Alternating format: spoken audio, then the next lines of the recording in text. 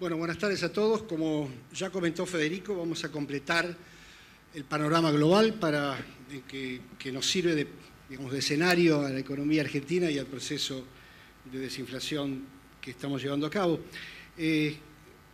Vamos a tratar de confirmar o no el escenario que de alguna manera Ernesto nos planteó. Y yo planteaba o pensaba mientras lo escuchaba si vamos a poder superar la paradoja que él mismo nos marcaba, si vamos a tener que pedir que los términos de intercambio no mejoren para no tener populismos, o si vamos a ser capaces de protagonizar un progreso basado en un cambio de términos de intercambio manejado inteligentemente. Así que ojalá podamos ser lo segundo en lugar de lo primero. Bueno, vamos a, como ya saben, tenemos, y ya los han anunciado, así que no voy a insistir, y sus biografías están a disposición, a Marty Eichmann y a Phil Lane. Va a empezar Marty.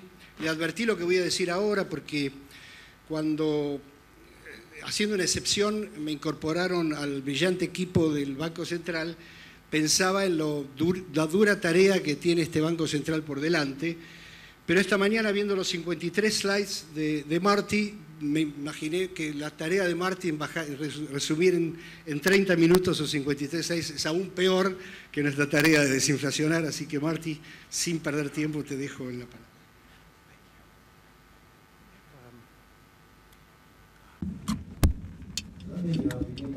Déjenme empezar por agradecer a los anfitriones por su gran hospitalidad y expresar el placer que siento de estar aquí. Hoy voy a hablar de una serie de temas. Les voy a dar una presentación general de cómo va a ser mi presentación. Vamos a ver cuáles son los puntos importantes que se vinculan con la presentación anterior. Voy a hablar de la perspectiva para la economía estadounidense en el corto plazo. Voy a hacer la pregunta básica de por qué la recuperación de la gran recesión ha sido tan débil. Esto se relaciona mucho con el tema de las tasas de interés reales que están en una declinación secular.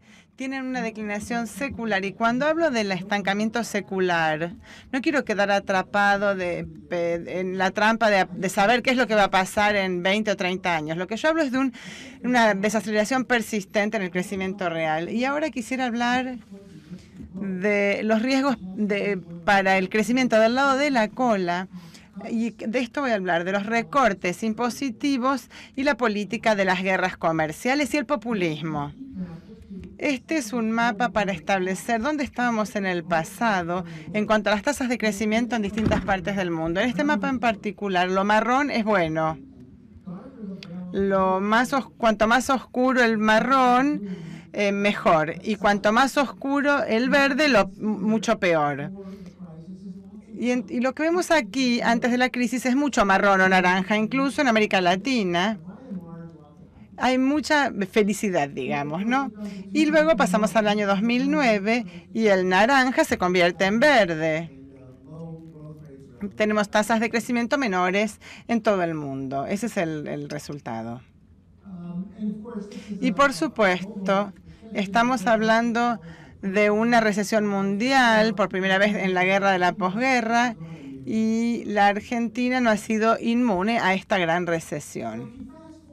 Ahora, si vamos hacia atrás, veremos que parece que estuvimos avanzando un poco en 2010 a nivel regional y fíjense que en América del Sur seguía habiendo un naranja o un marrón lindo y se esperaba también un crecimiento en China y la India. Fíjense que está bien oscuro, pero después hay una desaceleración de nuevo en el mundo.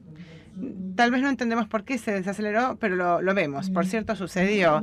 Y ahora, si miramos a futuro, mirando al año 2016 o 2020, pero si paso a 2022, que es el nuevo pronóstico del Fondo Monetario, lo que veríamos que los países que estaban bien naranja, que crecían al 3% como Estados Unidos, ahora tienen la proyección de tener un crecimiento real mucho menor. Esto fue un punto señalado en la presentación anterior. Entonces, el hecho fundamental, fíjense acá en las cifras. Si miramos en Estados Unidos, este 3% mágico que es el secreto del crecimiento, del éxito estadounidense, es un crecimiento de 3%. 300 es un número grande. Ese es el secreto del milagro estadounidense, pero esto no es así. No vemos proyecciones a futura que incluyan cifras de este tipo. Entonces, estamos en una recuperación, pero es una recuperación muy débil.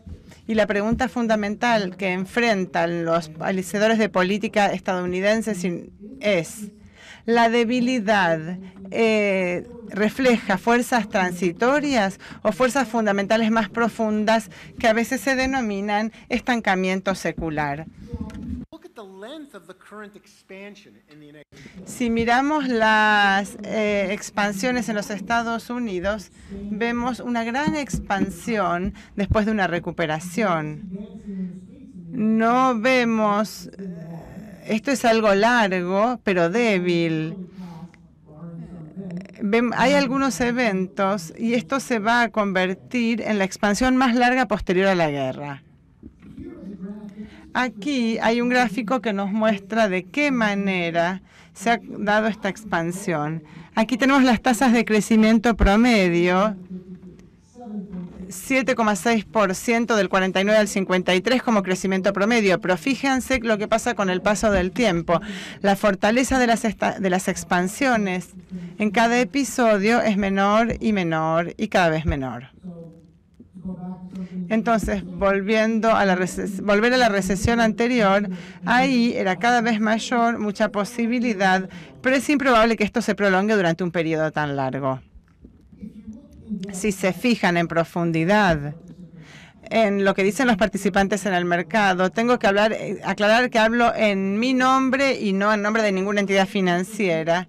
Vemos que esos comentarios son consistentes con el pronóstico del Fondo Monetario y una vez más no vemos nada especialmente fuerte. Si miramos 2020, es un punto porcentual por detrás del 3% mágico.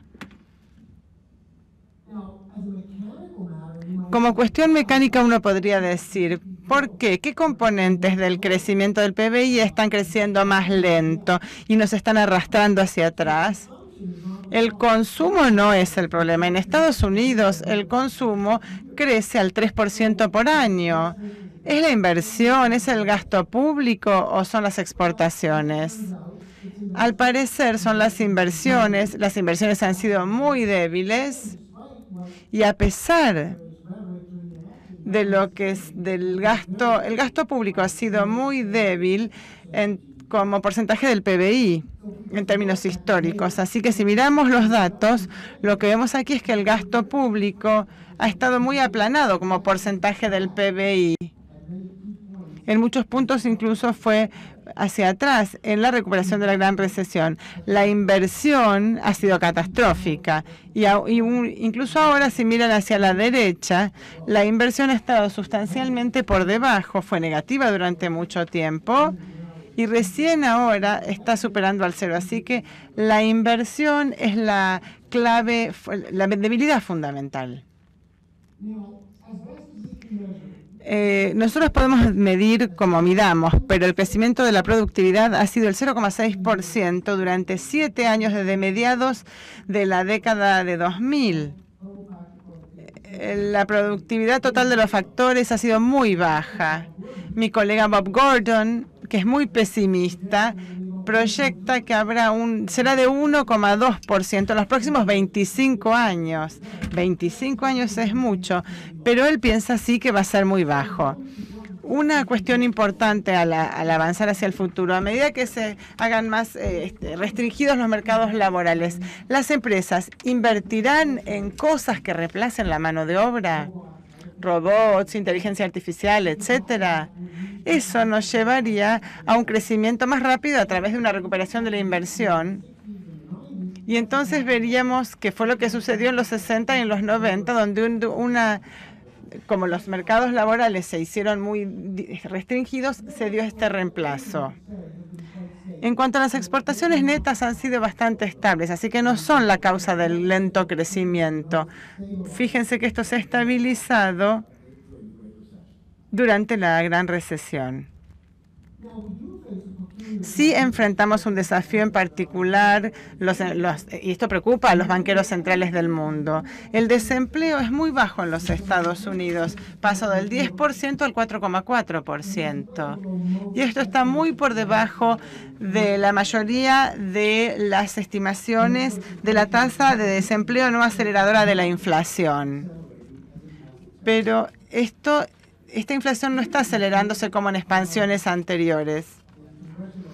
Aquí vemos esta imagen donde se mide el Nairu y el amarillo es la medición de desempleo estándar. Como verán, estamos apenitas ahí, pero hay muy pocas señales de presión alcista sobre el desempleo. Podríamos decir, como el presidente Trump, que la tasa de desempleo es 45%. Eso lo dijo. Creo que lo que quiso decir es que creo que estaba confundido con la tasa de empleo, pero podríamos decir que tenemos otro tipo de trabajadores y eso podría haberse referido a eso.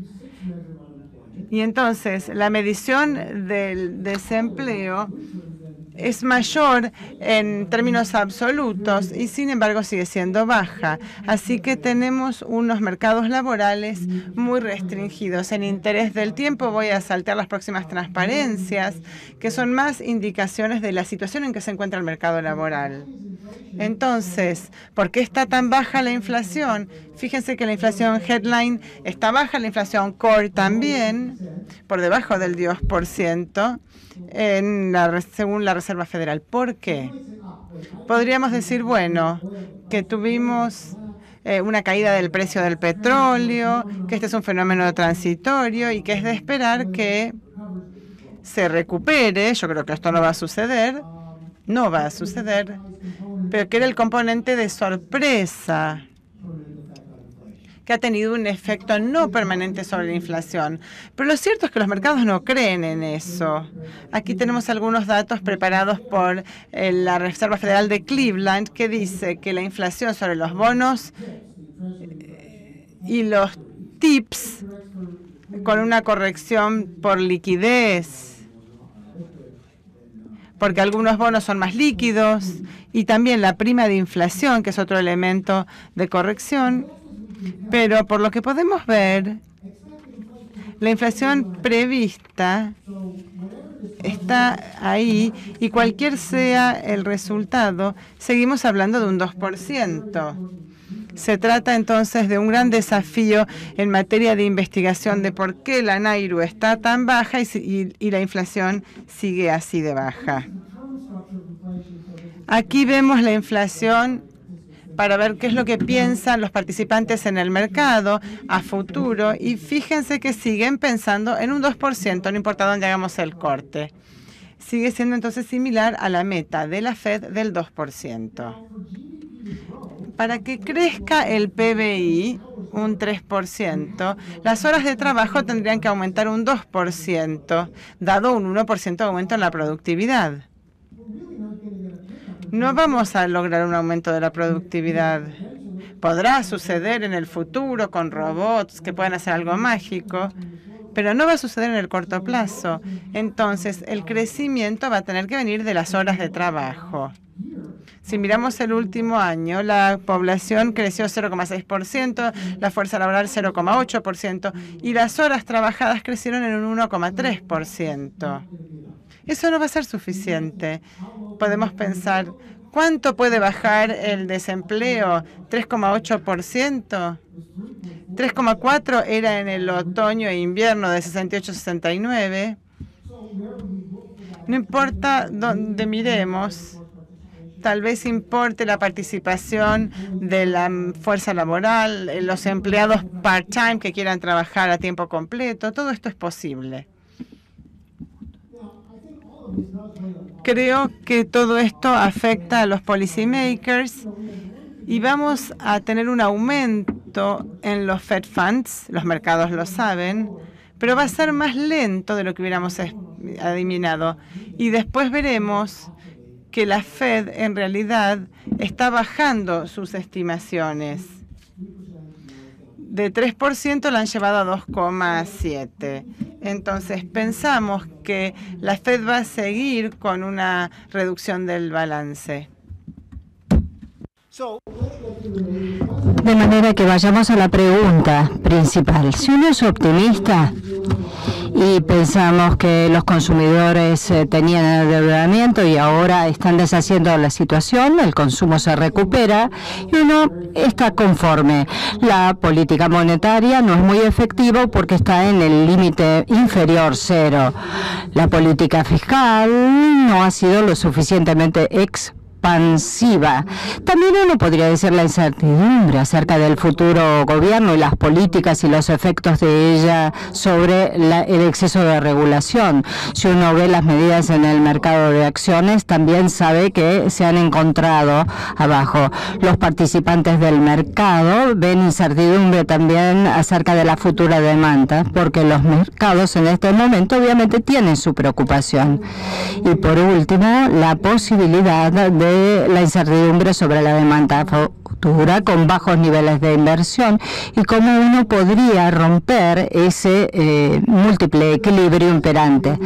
El pesimista, entonces, tendría que hablar de lo que llamamos el estancamiento secular. Es un hecho que hemos visto que caen las tasas de crecimiento democrático en los Estados Unidos, que se miden muy bien, creo, que justamente teniendo en cuenta los números de productividad de forma correcta y ver que cae también la participación de la fuerza laboral, tendrían que ver con la situación general. También hay consideraciones del lado de la oferta, porque al caer la población y al caer la productividad y, como dije anteriormente, la participación en esas tasas y en ese momento en el mercado no es a quien habría que culpar. Por otro lado, si uno ve comparativamente las tasas de crecimiento que caen entre el 99 y 2008, con una red de seguridad 2,6% en los Estados Unidos y para la Argentina 2,6% es una buena noticia también.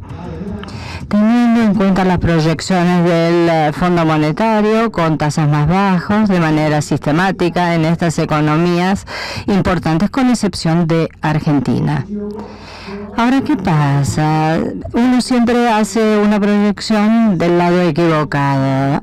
¿Ven el punto que se desarrolla en el tiempo? La línea roja, ¿ven cuál va a ser justamente el crecimiento del producto pronosticado?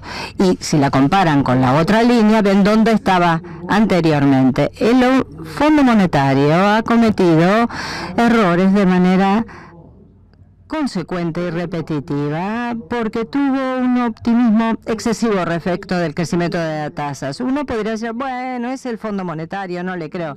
No, pero alguien que uno realmente quiere, y creo que justamente acá tenemos a la Junta de Gobernadores de la Reserva Federal. Miren el pronóstico de la Fed en cuanto al patrón de la tasa de crecimiento respecto del PIB en los Estados Unidos en términos reales. Fíjense la línea roja, que es donde estaba.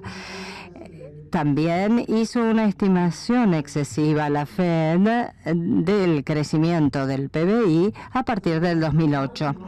Entonces tenemos tasas que disminuyen, un optimismo excesivo y las perspectivas pasadas nos llevan justamente a algo muy conocido, las curvas de rendimiento nominales, que en este momento también están experimentando una disminución secular.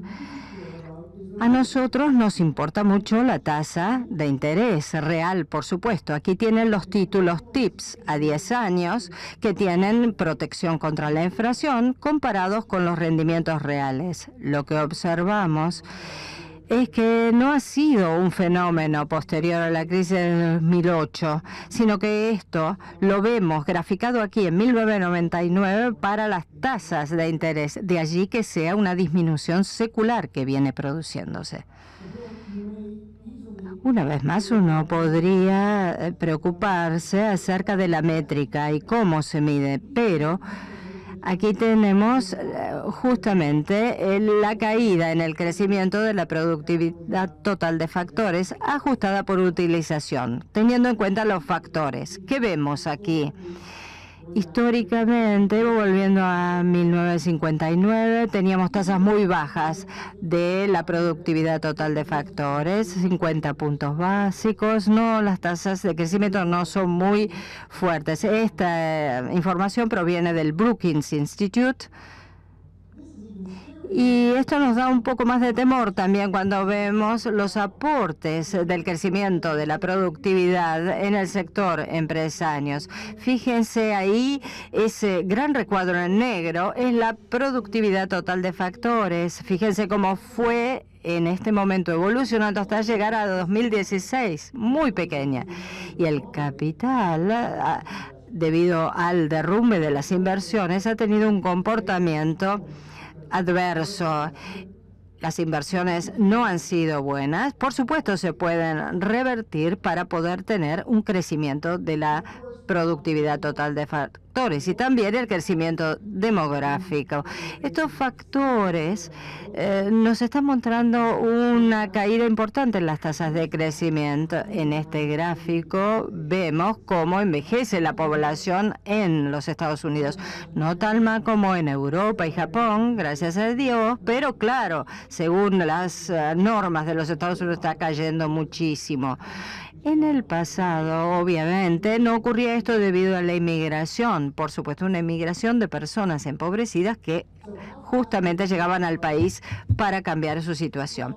Ahora bien, ¿cómo nosotros podemos crecer de manera rápida en los Estados Unidos? Tomemos en cuenta el tema del desempleo, las consideraciones y limitaciones del lado de la oferta. La cuestión es determinar con qué rapidez podemos crecer si la tasa de desempleo se mantiene constante.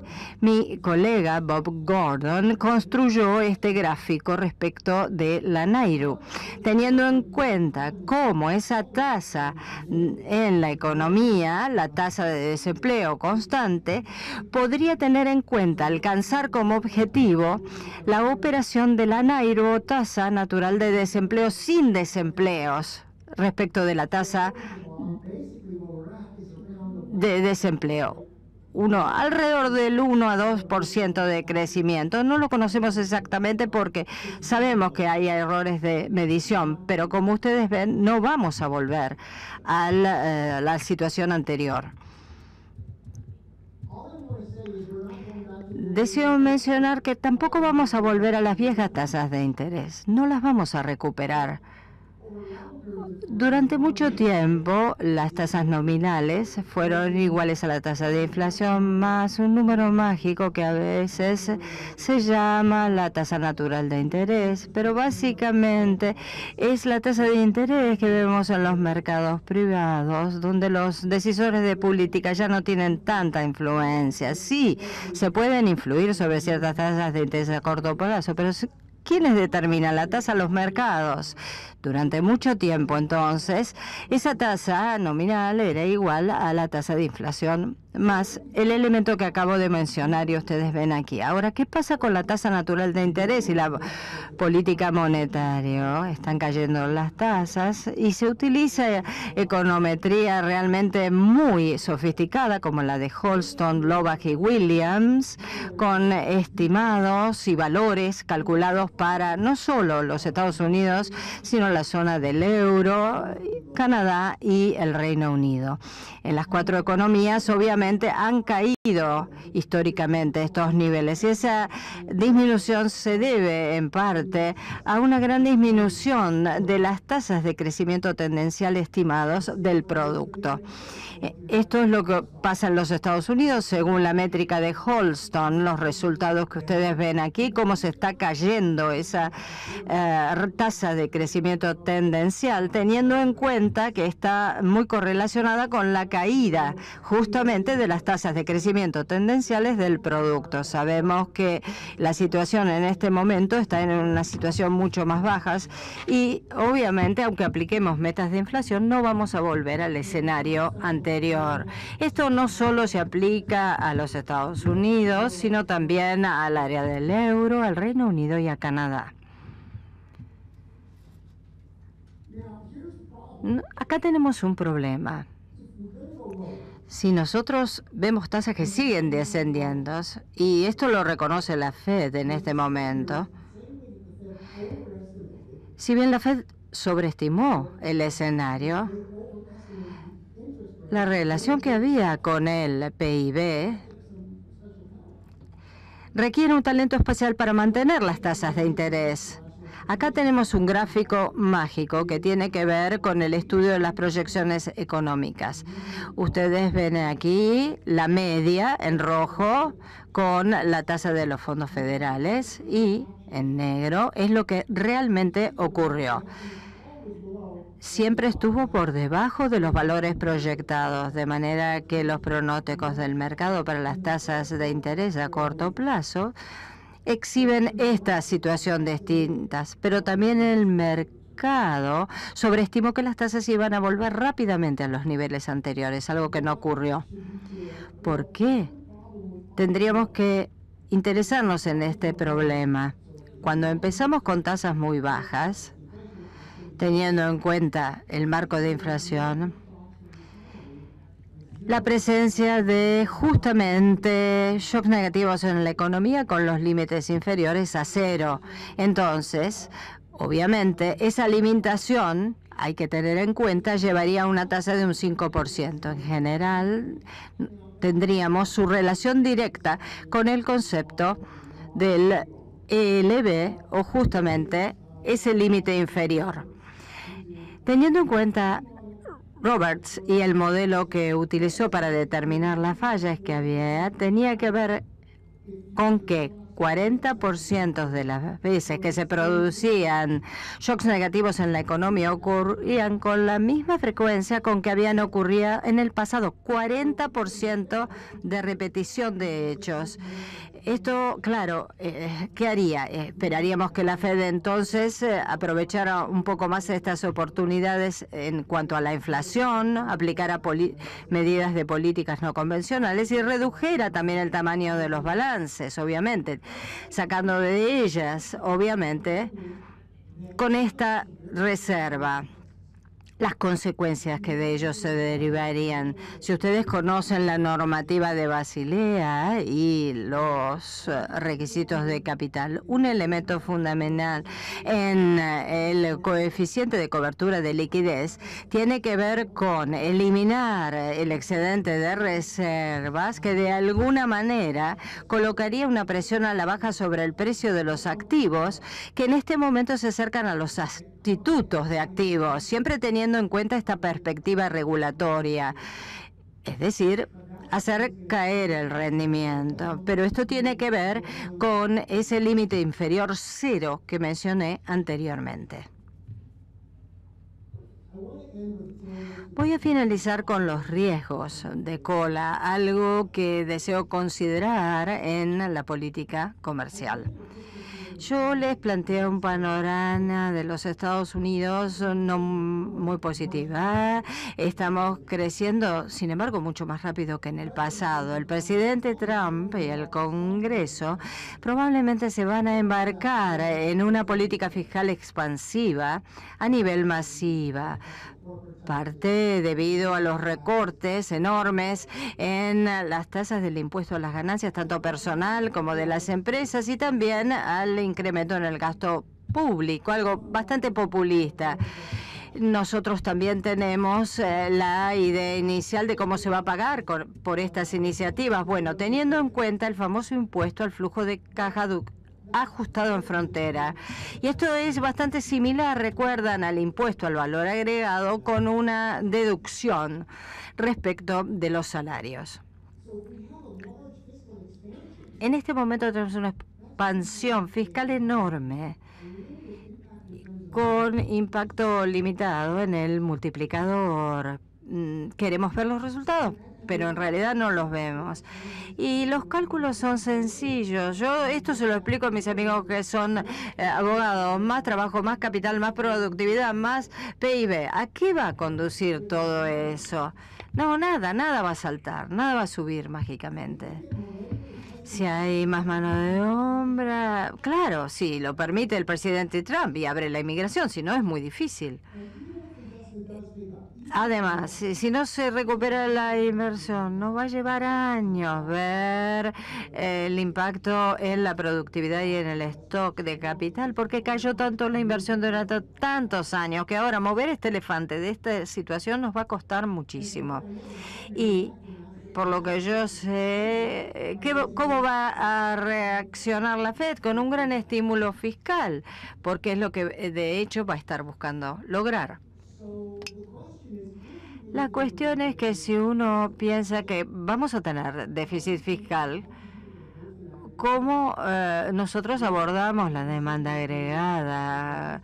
Los consumidores, ¿dónde van a obtener adicionales servicios y además también productos? ¿De dónde? Del exterior, por supuesto. Y esto nos dice que vamos a espiar un déficit fiscal más alto y también un déficit comercial más alto. ¿Recuerdan el fenómeno clásico de los déficits gemelos, que lo estudiábamos cuando estábamos en la facultad? Y de alguna manera, ¿cómo entonces una economía que está cercana al pleno empleo se va a seguir manejando? El presidente Trump le explicó a la gente en Michigan que él estaba tratando aumentar de forma masiva los déficits comerciales. Y después dijo, bueno, luego se disculpó porque había cometido un error en la oportunidad de la conferencia. Pero él siempre dice lo mismo, que como crece el déficit comercial y se aprecia el dólar, debido a que otros países intensifican las prácticas desleales comerciales, hay que intervenir en los mercados cambiarios. ¿Para qué? Para mantener el dólar sobrevaluado, lo cual refleja las necesidades políticas del presidente Trump. Y también cree de manera seria que el comercio es un juego de suma cero bilateral. En mi opinión, la enorme expansión fiscal ocasiona enormes déficits comerciales y van a seguir aumentando, sobre todo teniendo en cuenta que el presidente Trump va a adoptar políticas comerciales proteccionistas. No digo que sea probabilidad, pero es un escenario posible. ¿Otros países lo van a apoyar? No lo creo, pero voy a concluir entonces, debido al tiempo, que el pronóstico del PIB de consenso para 2018 y 2019 será 2,2% y 2,4%, con productividad 1, mano de obra 0,8, horas 1,3 en todo el mundo occidental.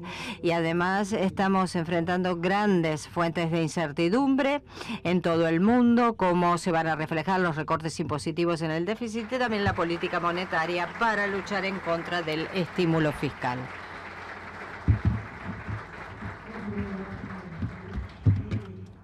Muchas gracias.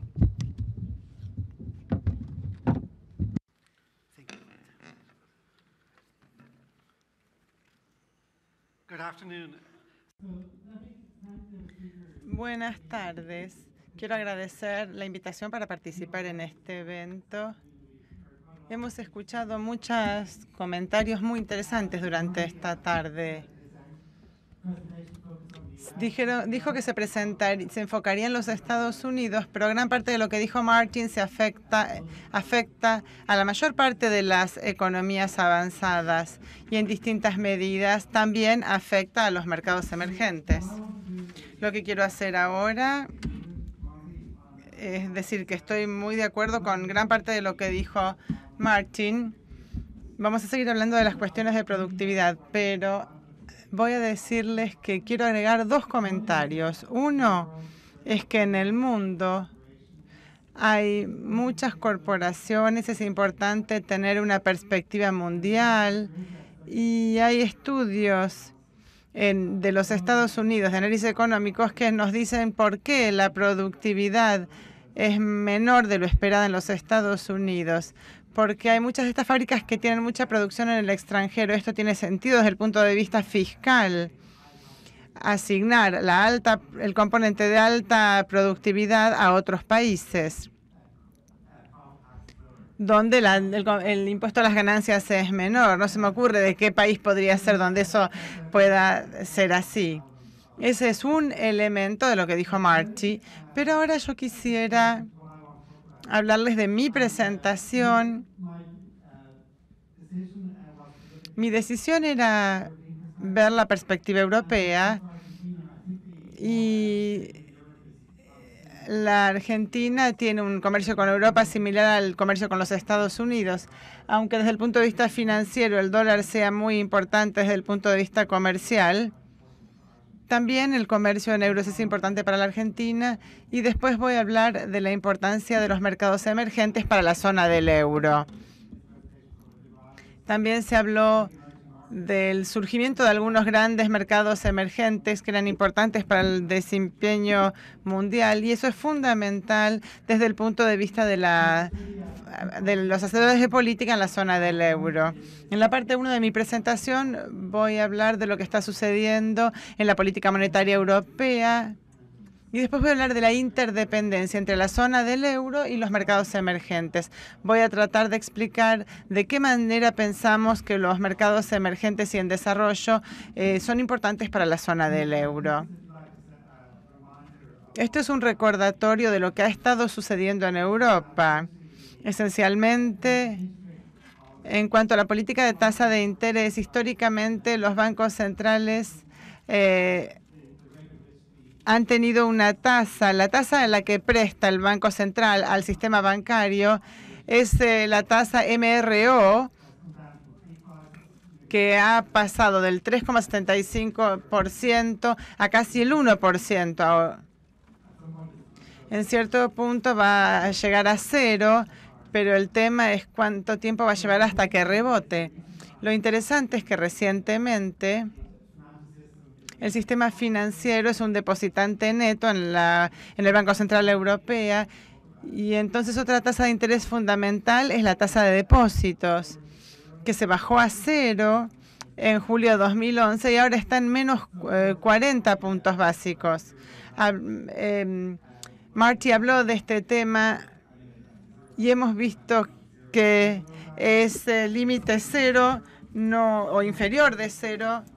No es 0 y hay gente como Ken Rogoff y otros que sostienen que con nuevas tecnologías y con pagos electrónicos y demás, este límite inferior de 0 pueda bajar aún más. Esto es interesante en la agenda actual y esto nos apunta hacia dónde van a estar interesados los bancos centrales. Creo que va a ser de todos modos una solución parcial y no va a reemplazar la política y de hecho lo interesante en esta área es que es muy pertinente el concepto de tasas de reversión. En algún punto, no sabemos cuál, en algún punto estos efectos negativos en el sistema bancario van a tener un efecto positivo. El Banco Central Europeo ha tenido esto y es importante. Esa trayectoria de tasas de interés igualmente ha sido exitosa. Tenemos el elemento de política monetaria. En el verano de 2014, esto fue manipulado a través de las políticas de crédito, como el préstamo a largo plazo al sistema bancario, donde estos préstamos pasaron a formar parte de la y ese préstamo a largo plazo era a cambio de un mayor crecimiento del crédito a la economía. La parte que ven en fucsia son los programas de compras que comenzaron en 2015 y continúan. en común con los Estados Unidos, pero mucho más adelante en el ciclo, pero en común también con el Reino Unido en cuanto a las compras de activos. Y también se mencionó la idea de la guía o la orientación a futuro, forward guidance. Hasta que no veamos la inflación en camino hacia la meta y un refuerzo de eso, las tasas de interés no van a subir hasta muy después de que se haya empezado este programa de compra de activos.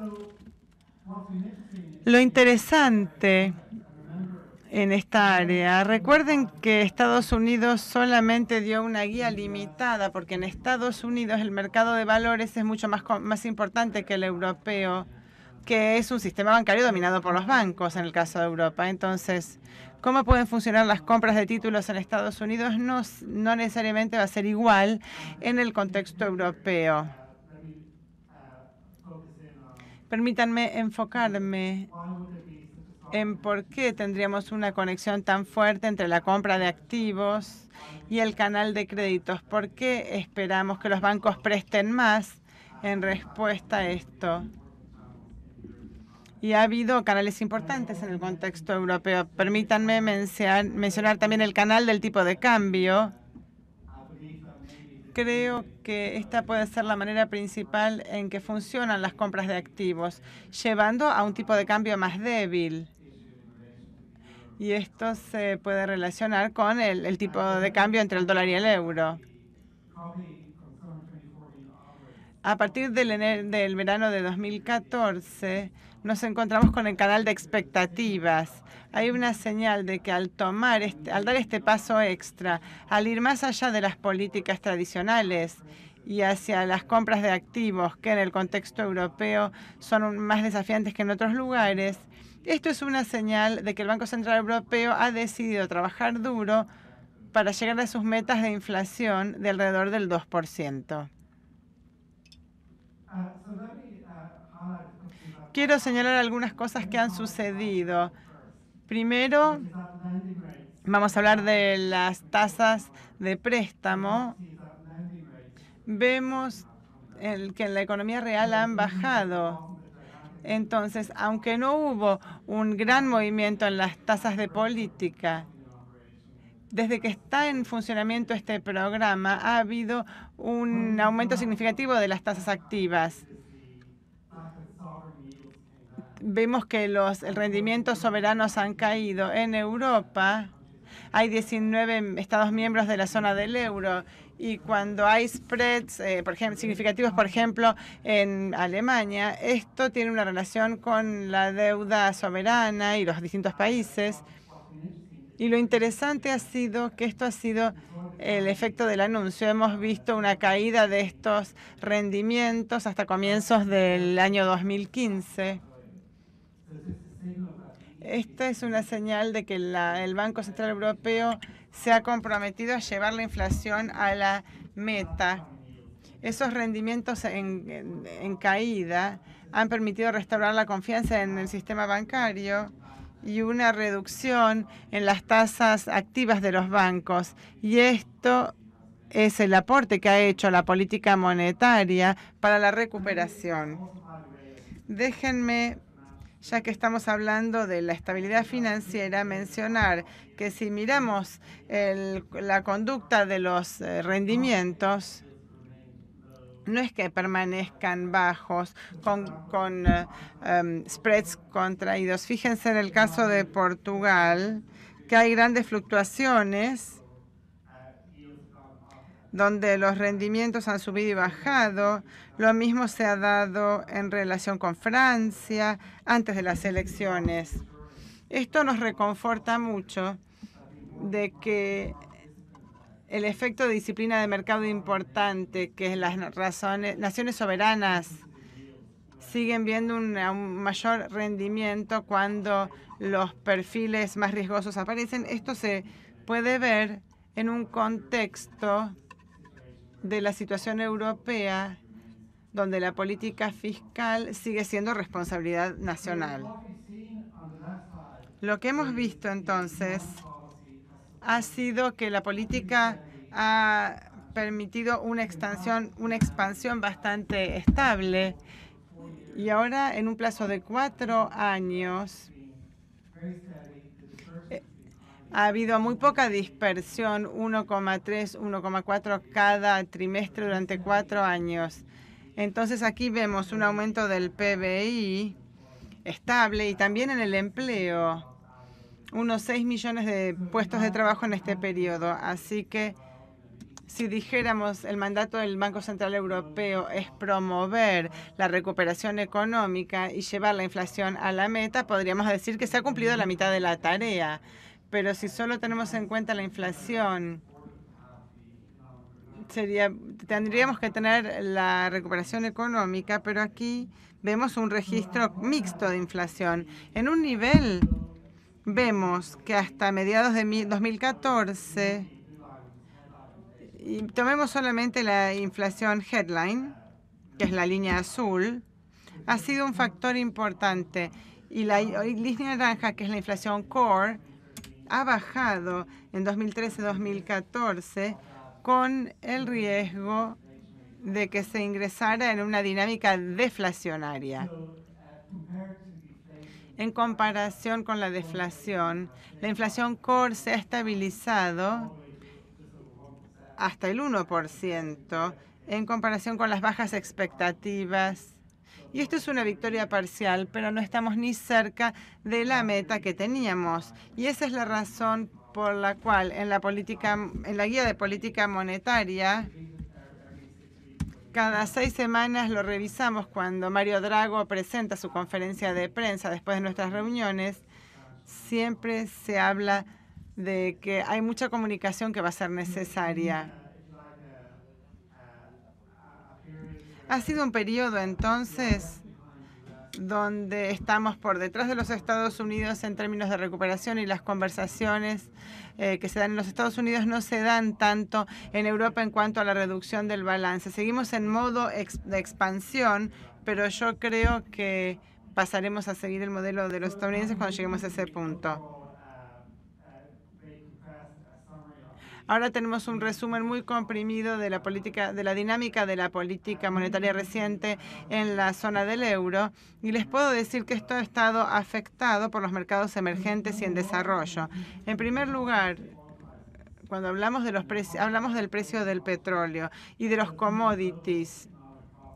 Las perspectivas mundiales son las que importan en cuanto al precio del petróleo. Europa, como región exportadora, puede tener gran demanda sobre el resto del mundo en cuanto a las perspectivas económicas. Pero desde el punto de vista de la estabilidad financiera, tenemos que pensar en cuál es la naturaleza de los tipos de cambio, porque un cambio, Marty lo mencionó, ¿qué tan importante ha sido para el tipo de cambio en los Estados Unidos, la tasa de interés, perdón, en Estados Unidos, el hecho de que China sea un mercado emergente que haya hecho grandes compras en los últimos 15 años? Por supuesto, en distintas medidas, si cambian sus estrategias con el paso del tiempo, eso cómo afecta los rendimientos, no solamente en los Estados Unidos, sino también en otras economías avanzadas. Si pensamos en marzo de 2016, hubo un mayor aflojamiento de nuestra política. Esto fue más negativo, y en marzo de 2016 esto tuvo que ver con la incertidumbre respecto a los mercados emergentes, en especial en Asia, en cuanto a sus regímenes de cambio.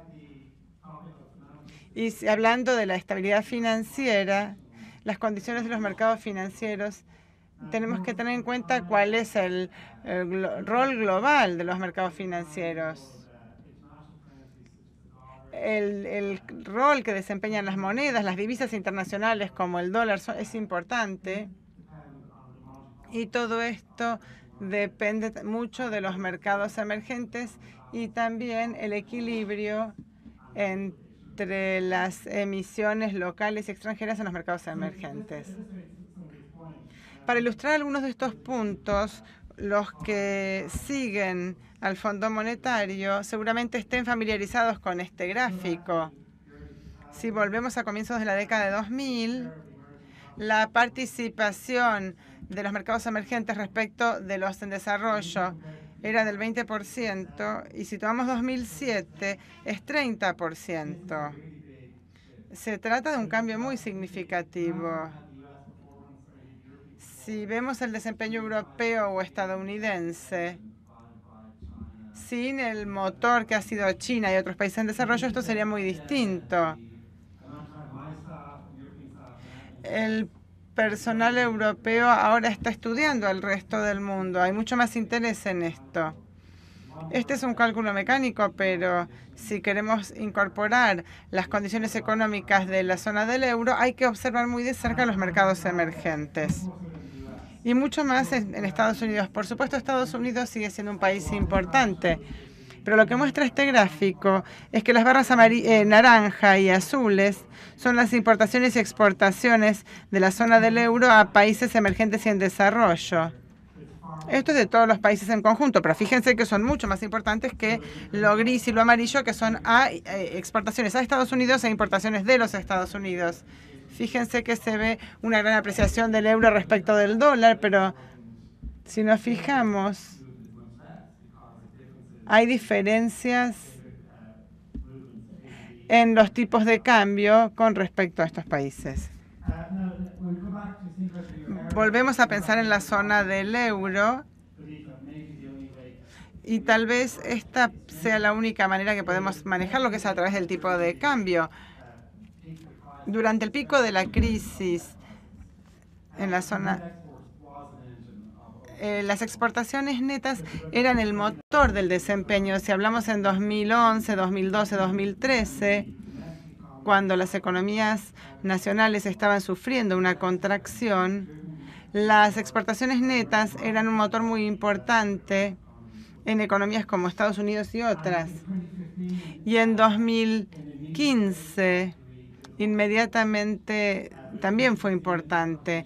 En 2016 este aporte ha sido negativo y el mensaje entonces es depende. Cuando la economía nacional está debilitada, las exportaciones netas pueden ser un elemento, pero aquí esto se dio vuelta y el aporte doméstico en la zona del euro es tan fuerte que ahora, desde el punto de vista del resto del mundo, el hecho de que Europa ahora esté pensando importar más y exportar menos debido a la fuerte economía doméstica está creando externalidades positivas para los mercados emergentes. Ese es el cuadro dinámico en cuanto al balance comercial, la balanza comercial. Europa se convierte en una zona importante inmediatamente después de la crisis.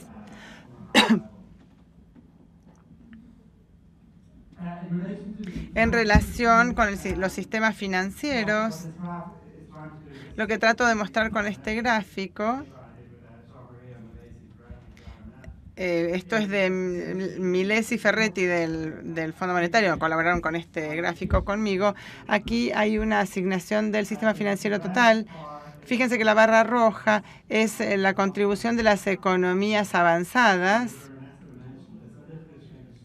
y podemos ver que queda claro que los bancos europeos se han retirado de algunas actividades bancarias globales. Las barras verdes del medio son esencialmente la tendencia creciente, donde gran parte de la actividad financiera se da en los grandes centros financieros mundiales. Y esto incluye también de las corporaciones no financieras que están participando de este tipo de actividades financieras. Y la barra azul es el aporte de los países en desarrollo y emergentes. Tal vez el aporte es menor y sin embargo está creciendo. La participación en los activos y pasivos generados por los mercados emergentes va creciendo constantemente. Y esto vuelve a lo que decía al comienzo. que dependiendo de las condiciones de cada área tenemos que pensar quiénes son los inversores en el resto del mundo. Recordemos que cuando el Banco Central Europeo compra bonos soberanos, muchos bienes de inversores que no son de la zona del euro, de los activos en reserva de bancos centrales de países en desarrollo. Esta dinámica funciona y tiene este componente global que verdaderamente se refleja en el aumento de la participación de los países en desarrollo y emergentes como emisores y tenedores de bonos. Esto me lleva a este siguiente gráfico. Como mencioné anteriormente, la relación entre el euro y el dólar no representa la situación de los tipos de cambio, pero podemos aprender unas lecciones de ello. Primero, desde 2014 a 2015 hubo una gran apreciación del euro respecto del dólar, más o menos de 41.8. De manera que el gran impacto de la expansión monetaria estuvo respaldada por el gran movimiento en los tipos de cambio, absolutamente coherente con las exportaciones netas, que fueron un aporte importante a este escenario. Desde entonces hasta los tiempos actuales, desde marzo 2015 hasta la fecha, vemos que justamente esto refleja lo que ocurrió antes de poner en práctica el plan de compra de activas y no llegó a una mayor depreciación del euro. Las oportunidades a nivel nacional, los diferentes canales y los mecanismos generales fueron bastante neutrales, y ese es el mensaje que nosotros tenemos cuando hablamos de los derrames internacionales. Lo mismo también ocurrió en la Argentina cuando pasó lo mismo con la expansión monetaria. Sabemos que la expansión monetaria es muy distinta según los distintos sistemas financieros. Si ustedes tienen en cuenta la situación de tipos de cambio estables y también una recuperación a nivel nacional que fuera importante, veríamos el desarrollo de esta situación tal cual lo acabamos de graficar. En tiempos recientes hemos visto una apreciación, sobre todo este año, con la expansión fiscal decretada por el presidente Trump, una apreciación del euro. Vale decir que con proyecciones a 2020 y la relación euro-dólar, vemos valores promedios y esto permite tener tasas de equilibrio más o menos hasta el año 2024. La apreciación debido a los shocks producidos provoca también una situación de unwinding donde se vuelve a la situación anterior. ¿Dónde nos encontramos ahora? Bueno, se ve reflejado en la última comunicación del Banco Central Europeo. No hay motivos de preocupación, solo se refleja la recuperación de la economía europea en comparación con la de los Estados Unidos. Voy a concluir entonces con los siguientes puntos. En la zona del euro ahora hay recuperación, justamente respaldado por una política monetaria acomodaticia. También se ha fomentado el empleo y por lo tanto creo que por el momento sería esto una de las razones más importantes para compartir. También en este momento hay un enorme impulso en cuanto a lo que tiene que ver con la demanda interna y durante el tiempo vamos a ver cómo va a desarrollar este rol de las tasas de cambio, los tipos de cambio. Gracias a la expansión monetaria tenemos diferentes papers que fueron escritos por distintos autores. En esos trabajos se mueven las ventanas hacia adelante, donde los tipos de cambio van a tener un efecto específico justamente respecto del comercio exterior, con una variación en el curso del tiempo. Y obviamente a medida que los diferentes canales que mencioné al inicio se vean reflejados, la situación irá cambiando. La interdependencia con los mercados emergentes es fundamental para analizar las condiciones financieras y macroeconómicas. Con un 100% de seguridad, las políticas en este momento son muy importantes, sobre todo para esta conexión con los mercados emergentes. No hablo solo de los canales macros, sino también de las condiciones generales financieras y económicas. También tenemos limitaciones y tenemos que tener en cuenta el importante rol que desempeñará justamente el Grupo de los 20 y las instituciones financieras internacionales para desarrollar un entendimiento compartido respecto de las condiciones generales imperantes a nivel mundial y los grandes desafíos de política que deberán ser enfrentados a nivel mundial. Yo creo que el año próximo vamos a ver grandes progresos. Muchas gracias.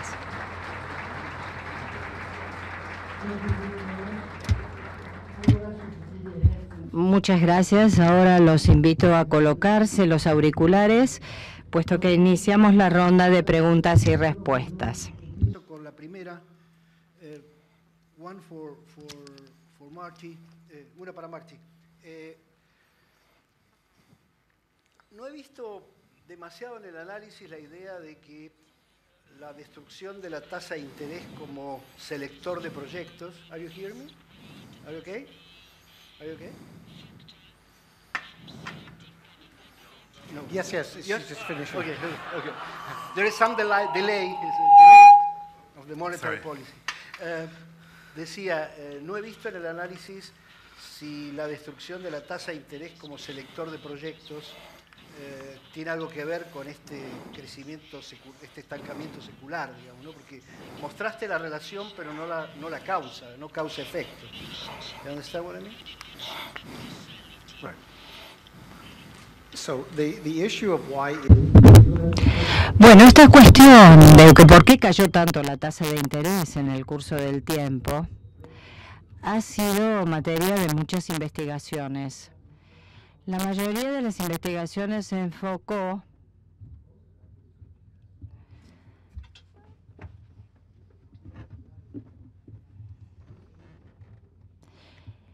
la población que envejece y, por supuesto, el deterioro de esa tasa. Y el impulso mayor tiene que ver con tratar de entender esta cuestión tan compleja, la situación de China y también la de tasa de utilidad y su coeficiente. Se está escuchando muy deficientemente, por favor. Y esto llegó a un cuadro donde las inversiones eran muy negativas. El aspecto demográfico fue muy importante para tener en cuenta. Las tasas bajas, obviamente, mantienen a nuestros amigos improductivos vivos, porque muchas veces deberían haber entrado en cesación de pagos y situación de quiebra. Y en esa medida es una contribución o aporte para hacer la reestructuración en este diferimiento de las tasas de interés. Por eso esto tiene gran importancia cuantitativa respecto de los efectos más importantes.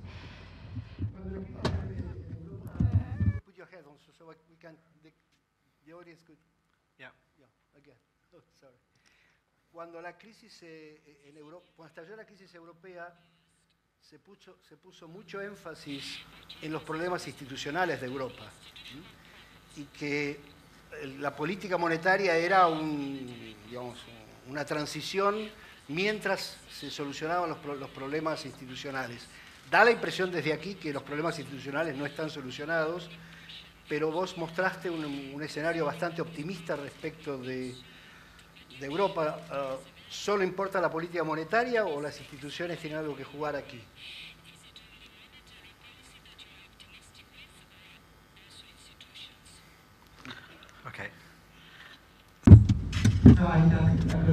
Muy buena pregunta. Voy a poner énfasis en que el 2012, un año donde pasaron muchas cosas. En julio de ese año, entre julio y septiembre, Mario Draghi ya fue famoso lo que había manifestado. Hacemos lo que sea necesario. El tratado fiscal fue objeto de consenso en Europa. En todos los países de Europa hay una responsabilidad fiscal que debe cumplirse. Se ponen límites para los gobiernos para que no tengan déficits elevados y además se estableció un consejo fiscal independiente en cada país para que ejerciera la vigilancia. Esto es muy importante porque me refiero a la arquitectura institucional y además se ha implementado también a nivel nacional, no solo a nivel comunitario, no solo a nivel de Bruselas. No se trató de un anuncio hecho en esa ciudad, sino que además se implementó a nivel local. Segundo, en junio de 2012 también se anunció la Unión Bancaria Europea. Algo muy importante en ese momento, porque quiere decir que la mayoría de los bancos en Europa pueden estar sujetos a una supervisión de manera mucho más sencilla.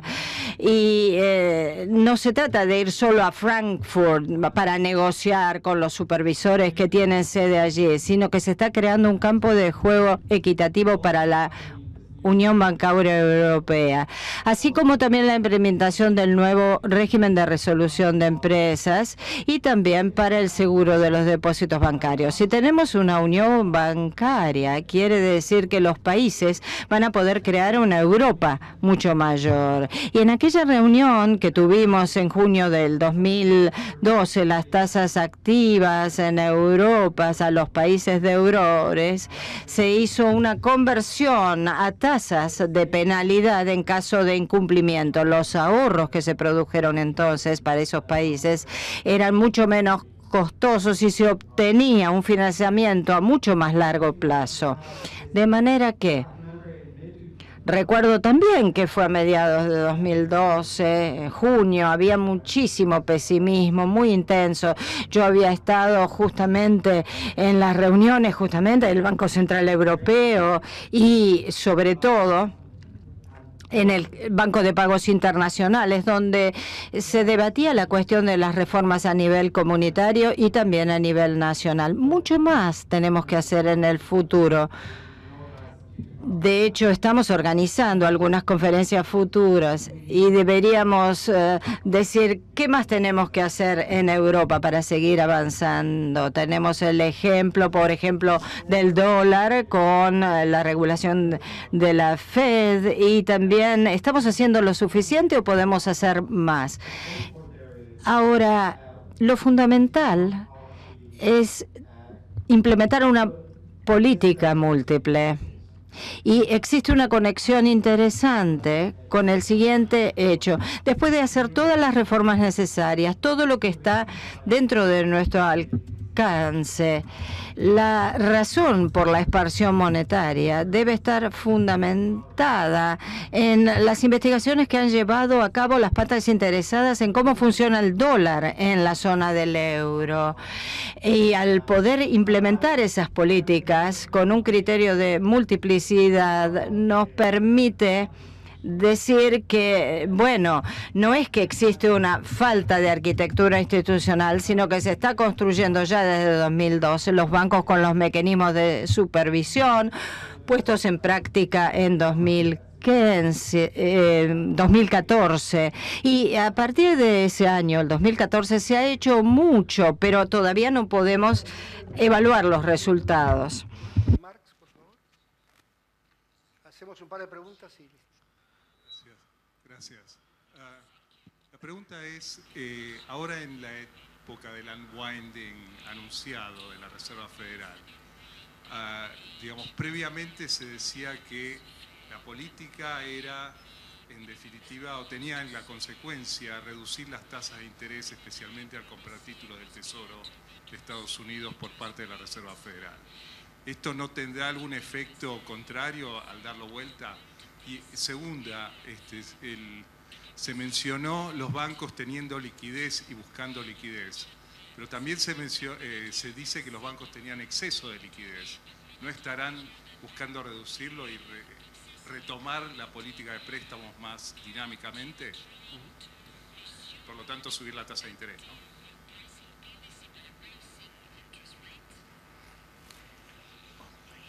It's certainly correct. Es correcto que la intención de esa lenta reducción en el tamaño de los balances es que puedan volver a la normalidad. Esa es la intención. La mayoría de las personas van a reconocer también esa situación. Ahora,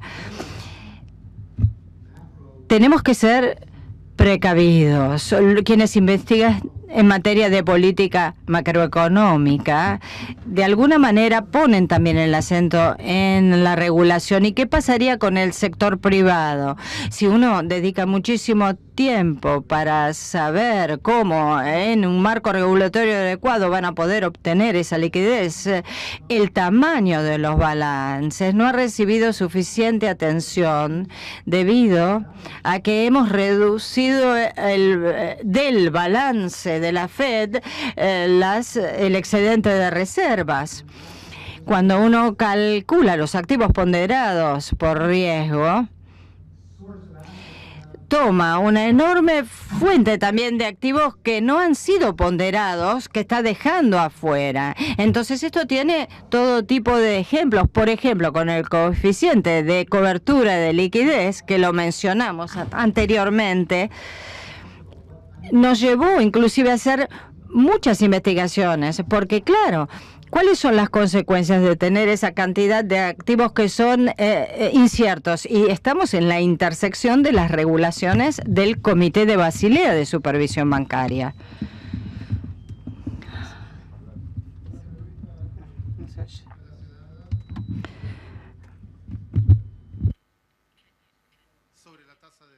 Now I can. Sobre la tasa de interés, uno ve que la tasa de interés sobre los activos seguros vino declinando, pero también uno ve que la cantidad de activos seguros puede ser escasa y hay trabajo académico sobre eso. Y otra cosa que uno ve es que el retorno al capital medido por las cuentas nacionales en Estados Unidos está constante hace décadas. Entonces, esta premisa de que tenemos la tasa de interés baja con secular stagnation y todas estas otras cosas, por ahí no estamos tan seguros. Y también puede ser que haya mucha inversión adentro de las firmas que no se vea, porque adentro de las firmas reorganización con la nube, la inteligencia artificial, etcétera. Entonces por ahí lo que está pasando es que estamos acostumbrados a ver las cosas de determinada manera, que por ahí por la regulación que demanda activos seguros, por la naturaleza de este cambio tecnológico, por ahí en las cuentas nacionales no estamos viendo lo correcto.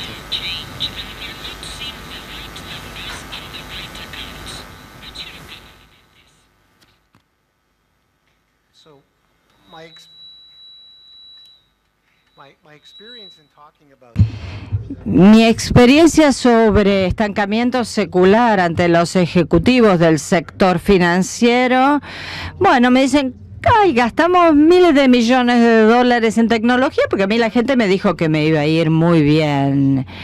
¿Cuántas personas han elevado la inversión en seguridad cibernética, ciberseguridad? Pero yo les voy a dar una medida alternativa, que a mí me agrada mucho, de una colega mía de la Universidad de Toronto. La productividad total de factores, bueno, todo el mundo habla de ella, pero yo te voy a decir algo con sentido común. La innovación tecnológica en algún momento